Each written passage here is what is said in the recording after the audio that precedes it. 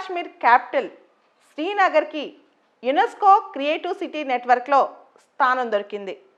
ప్రపంచవ్యాప్తంగా UNESCO creative city నెట్వర్క్స్లో 295 దేశాలు ఉన్నాయి. క్రియేటివ్ సిటీస్ అంటే అసలు ఏంటి, ఏ విధంగా వీటిని గుర్తిస్తారు? దీనికి 7 క్రైటీరియా, 7 రకాల క్రైటీరియా చూస్తారనమాట.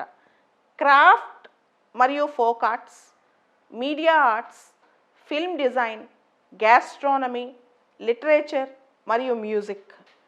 ఈ రంగాల్లో సిటీస్ కనుక క్రియేటివ్గా, కల్చరల్గా సిగ్నిఫికెంట్గా ఉంటే ఆ సిటీస్కి యునెస్కో క్రియేటివ్ సిటీ నెట్వర్క్లో స్థానం దొరికింది. భారతదేశంలో ఇప్పటి వరకు హైదరాబాద్, జైపూర్, వారణాసి, చెన్నై, ముంబై, ఇప్పుడు శ్రీనగర్.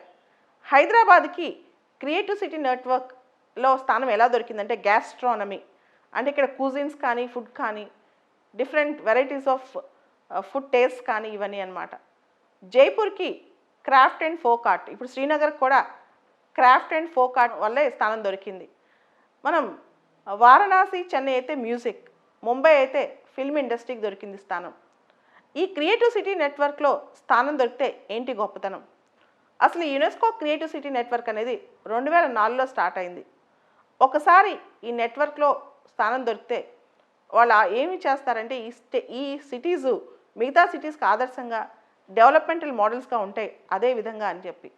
దాంతోపాటు అర్బన్ డెవలప్మెంట్కి ఒక క్రియేటివిటీ, ఒక నిజమైన కొత్త స్ట్రాటజీ కదా, కాబట్టి సృజనాత్మకంగా క్రియేటివిటీతో అర్బన్ డెవలప్మెంట్ కూడా ప్రతి సిటీకి ఒక విశిష్టతను తీసుకొచ్చే విధంగా ఉంటుందని చెప్పి కూడా ఆశిస్తున్నారనమాట. తర్వాత లోకల్గా ఇలా ఒక క్రియేటివిటీ కానీ, కల్చరల్గా కానీ ప్లాన్డ్ డెవలప్మెంట్ ఉంటే దాన్నే ఇంటర్నేషనల్ కనెక్టివిటీస్ కూడా వాడచ్చు అని.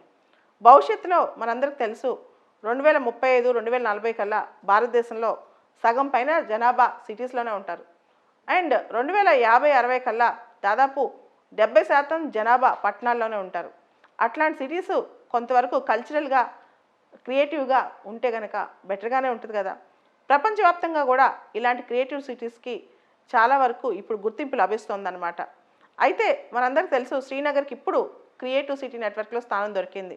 ఆల్రెడీ మనకి జమ్మూ కాశ్మీర్ ఇష్యూస్లో 370 అబాలిషన్ ఇవన్నీ ఉన్నాయి కాబట్టి ఇప్పుడు క్రియేటివ్ సిటీ నెట్వర్క్లో శ్రీనగర్కి స్థానం దొరకడం గొప్ప విషయం. అయితే దీనికి యూపీఎస్లో క్వశ్చన్ ఎలా రావచ్చు అంటే శ్రీనగర్ గురించే క్వశ్చన్ రావచ్చు. అసలు శ్రీనగర్ని ఎవరు స్థాపించారని. మనకి మౌర్యన్ ఎంపైర్లో Ashoka the great, Ashoka the great అంటాం. అదేవిధంగా ఇప్పుడు క్రియేటివ్ సిటీ నెట్వర్క్ కోసం నామినేషన్స్ పంపించడంలో కల్కత్తా, గ్వాలియర్, ఇండోర్, శ్రీనగర్ ఈ 4 నగరాల్ని నామినేట్ చేస్తే భారతదేశం మినిస్ట్రీ ఆఫ్ కల్చర్ వాళ్ళు కేవలం శ్రీనగర్కి మాత్రమే స్థానం దొరికింది.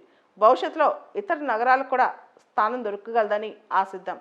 దాంతోపాటు భారతదేశంలో క్రియేటివ్ సిటీ నెట్వర్క్ వల్ల బ్రాండ్ ఇమేజ్ కూడా పెరుగుతుంది. ఇప్పుడు హైదరాబాద్ సిటీకి కానీ, కోల్కతాకి కానీ, ఈ కోల్కతా భవిష్యత్తులో వస్తే కనుక ఆల్రెడీ హైదరాబాద్ సిటీ గ్యాస్ట్రోనమీలో ఉంది. కోల్కతా కానీ, ఇండోర్ కానీ, గ్వాలియర్ కానీ వీటికి కూడా క్రియేటివ్ సిటీ నెట్వర్క్ వస్తే బ్రాండ్ ఇమేజ్ పెరుగుతుంది. ఆల్రెడీ మనకు తెలుసు కాశీ అంటే వారణాసి, చెన్నై మ్యూజిక్లో చాలా ఫేమస్ అని చెప్పి, హైదరాబాద్ ఫుడ్ వెరైటీస్లో చాలా ఫేమస్ అని చెప్పి, జైపూర్కి చాలామంది ఆర్ట్ అండ్ క్రాఫ్ట్స్ కోసం చూడటానికి వెళ్తుంటారు, విజిట్ చేయడానికి. సో క్రియేటివ్ సిటీ నెట్వర్క్లో స్థానం దొరికితే మనకి విశిష్ట పెరిగినట్టే లెక్క. దాంతోపాటు ముంబై ఫిల్మ్ ఇండస్ట్రీకి ఫేమస్, మనందరికి తెలుసు బాలీవుడ్ అంటుంటాం. సో కాబట్టి ఇండియాలో భవిష్యత్తులో మరిన్ని క్రియేటివ్ సిటీస్ వస్తాయని ఆశిద్దాం.